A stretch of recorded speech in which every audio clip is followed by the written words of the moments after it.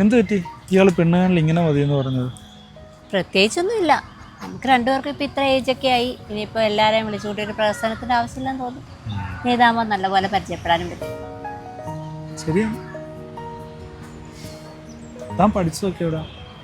ഞാൻ ഏത്തുവരെ കാക്കനാടാണ് പഠിച്ചത്. അച്ഛനവിടെ PWDയിലായിരുന്നു. അവിടെ NGO ക്വാർട്ടേഴ്സിലായിരുന്നു അതുവരെ. പിന്നെ ഇങ്ങോട്ട് മാറി. ഞാനും അവിടെ തന്നെ പഠിച്ചത്. എന്നിട്ട് ആരും ഒന്നും പറഞ്ഞില്ലല്ലോ. കുറേ ആയി പെണ്ണുകാണിൽ. ചിലപ്പോൾ എല്ലാം ഓക്കെ ആയിട്ട് പറയാമെന്ന് വെച്ച് കാണും. ഇത് എത്രാമത്തെയാ? എണ്ണമൊന്നും ഓർമ്മയില്ല. ചിലത് ജാതകം, ചിലത് അവർക്ക് സെറ്റാവില്ല, ചിലത് എനിക്ക് സെറ്റാവില്ല. ചേട്ടൻ്റെ എൻ്റെ ഏറെക്കുറെ അങ്ങനെയൊക്കെ തന്നെയാണ്.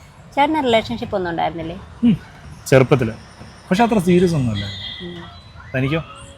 എനിക്ക് നമുക്ക് നടന്നാലോ? എനിക്കൊരു ഇഷ്ടം ഉണ്ടായിരുന്നു. ഞങ്ങൾ കോട്ടേഴ്സിലായിരുന്ന സമയത്ത് അവിടുത്തെ ഒരു ചേട്ടനോട്. എനിക്കത് നല്ല സീരിയസ് ആയിരുന്നു. എന്നിട്ട് ഞങ്ങൾ ഒരുമിച്ച് കളിച്ച് വളർന്നവരായിരുന്നു. ഉണ്ണീന്നായിരുന്നു ആ ചേട്ടനെ വീട്ടിൽ വിളിച്ചത്. എടി അനു, നിനക്കെന്നെ മനസ്സിലായില്ലേ? ഓ, അവസാനം പെണ്ണ് കണ്ട് നിന്റെ മുമ്പിൽ തന്നെ എത്തി. എടി പഴയ ഉണ്ണിയാടി ഞാൻ. ഇനിയിപ്പം പെണ്ണ് കാണാൻ പോകണ്ടല്ലോ ഒരിടത്തും. ഈ കല്യാണം നടക്കത്തില്ല ഏട്ടാ. അതെന്താ? നമ്മളൊരിക്കലും ഇഷ്ടപ്പെട്ടവരല്ലേ? ആയിരുന്നു, പക്ഷെ ഇഷ്ടത്തിനിടയ്ക്ക് ഒരു അടി തന്ന ചേട്ടൻ ഓർക്കുന്നുണ്ടോ? ഓ അതോ? എടി ഏതൊരു പെണ്ണ് വന്ന് എനിക്കൊരു കത്തും പോകുന്നു, ഞാൻ അറിയാതെ വാങ്ങിച്ചും പോയി. പക്ഷെ നീ പറഞ്ഞതിന്റെ ഒരു പിറ്റേ ദിവസം അതും കൊടുത്ത് അവളെ നല്ല ചീത്ത വിളിച്ച് പറഞ്ഞ ഓർക്കുന്നുണ്ടോ? ചേട്ടനോടൊന്ന് ചീത്ത വിളിക്കാൻ പറഞ്ഞത് അനുജ, ഞാൻ അനു. നിങ്ങൾ എന്നോടൊന്ന് ചീത്ത വിളിച്ചത് എന്നെയാണ്.